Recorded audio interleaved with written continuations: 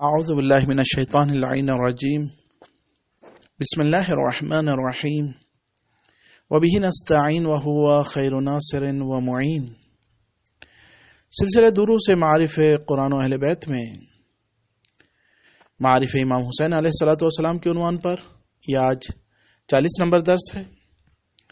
امام حسین علیہ السلام اپنے والد بزرگوار سے نقل فرماتے ہیں کہ انہوں نے فرمایا کہ ایک دفعہ رسول اکرم صلی اللہ علیہ وآلہ وسلم نے مجھے مخاطب کر کے ارشاد فرمایا، یا علی من حفظ من امتی 40 حدیثا یطلب بذلك وجه اللہ عز وجل والدار الآخرة حشرہ اللہ یوم القیامة مع النبیین والصدیقین والشہداء والصالحین وحسن اولئک رفیقا۔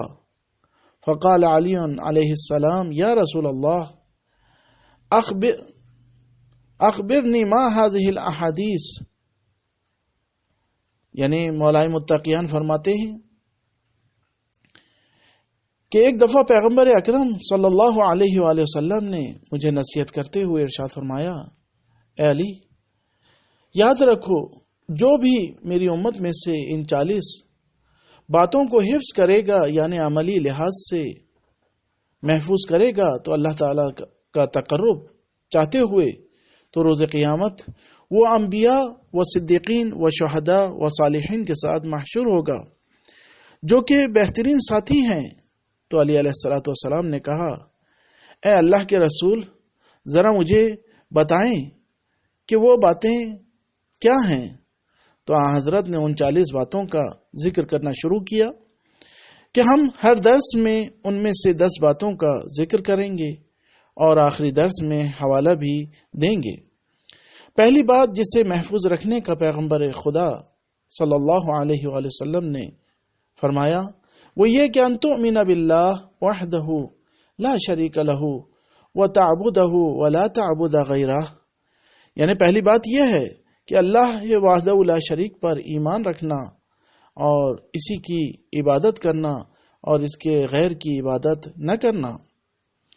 اور دوسری بات یہ کہ وہ تقیم الصلاۃ بوضوء سابغ فی مواقیتها ولا تؤخرها فإن في تأخيرها من غیر علت غضب اللہ عز وجل، یعنی اور دوسری بات یہ ہے کہ نماز کو قائم رکھو اور اس کے اوقات میں صحیح وضو کے ساتھ، اور نماز کو اس کے اوقات سے تاخیر نہ کرنا، کیونکہ نماز کی تاخیر بغیر علت کے کرنے کی صورت میں اللہ تبارک و تعالی غضبناک ہوتا ہے۔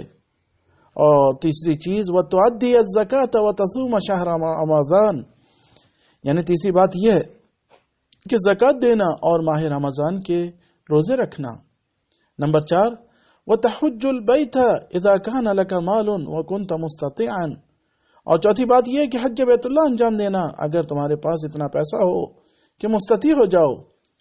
وَأَن لَا تَعُقَّ وَالِدَيْكَ، اور پانچویں بات یہ کہ اپنے والدین کی اذیت کا باعث نہ بننا۔ نمبر 6 وَلَا تَأْكُلَ مَالَ الْيَتِيمِ ظُلْمًا وَلَا تَأْكُلَ الرِّبَا، یعنی چھٹی بات یہ کہ ناجائز طریقے سے یتیم کا مال نہ کھانا اور نہ سود کھانا۔ ساتویں بات یہ کہ وَلَا تَشْرَبَ الْخَمْرَ وَلَا شَيْئًا مِنَ الْأَشْرِبَةِ الْمُسْكِرَةِ، اور ساتویں بات یہ کہ نہ شراب پینا اور کوئی بھی نشے والی چیز نہ پینا۔ نمبر 8 وَلَا تَزْنِيَ وَلَا تَلُوتَ، اور آٹھویں بات یہ کہ نہ زنا کرنا اور نہ لواط کرنا۔ نمبر 9 وَلَا تَمْشِيَ بِالنَّمِيمَةِ، اور نویں بات یہ کہ چغل خوری نہ کرنا۔ نمبر 10 وَلَا تَحْلِفَ بِاللَّهِ كَاذِبًا وَلَا تَسْرِقْ، اور 10ویں بات یہ ہے کہ اللہ کی جھوٹی قسم نہ کھانا اور چوری نہ کرنا۔ ان تمام باتوں کا روایت کا حوالہ بحار الانوار جلد نمبر 2 صفحہ نمبر 154۔ وآخر دعوانا ان الحمد للہ رب العالمین۔